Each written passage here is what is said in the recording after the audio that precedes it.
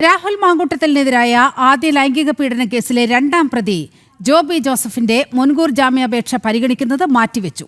December 20-ന് Thiruvananthapuram sessions കോടതി അപേക്ഷ പരിഗണിക്കും. ഗർഭചിത്രത്തിനായി മരുന്ന് എത്തിച്ചു നൽകിയത് രാഹുലിന്റെ സുഹൃത്തായ ജോബിയായിരുന്നുവെന്ന് അതിജീവിത മൊഴി നൽകിയിരുന്നു. രാഹുൽ മാങ്കൂട്ടത്തിനെതിരായ ആദ്യ ലൈംഗിക പീഡന കേസിലെ രണ്ടാം പ്രതിയും രാഹുലിന്റെ സുഹൃത്തുമായ ജോബി ജോസഫിന്റെ മുൻകൂർ ജാമ്യാപേക്ഷ പരിഗണിക്കുന്നത് മാറ്റിവെച്ചു. തിരുവനന്തപുരം പ്രിൻസിപ്പൽ സെഷൻസ് കോടതി ഈ മാസം 20-ന് ജോബിയുടെ മുൻകൂർ ജാമ്യാപേക്ഷയിൽ വാദം കേൾക്കും.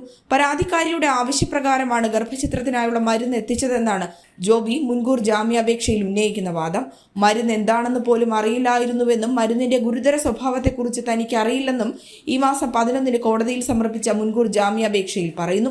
എന്നാൽ രാഹുൽ മാങ്കൂട്ടത്തിന്റെ നിർദ്ദേശപ്രകാരമാണ് ജോബി ഗുളികകൾ എത്തിച്ചതെന്നും ഗുരുതര പാർശ്വഫലങ്ങളുള്ള മരുന്നാണ് കഴിച്ചതെന്നും പിന്നാലെ അമിത രക്തസ്രാവം ഉണ്ടായെന്നും തുടർന്ന് വൈദ്യസഹായം തേടിയെന്നും അതിജീവിത അന്വേഷണ സംഘത്തിന് മൊഴി നൽകിയിരുന്നു.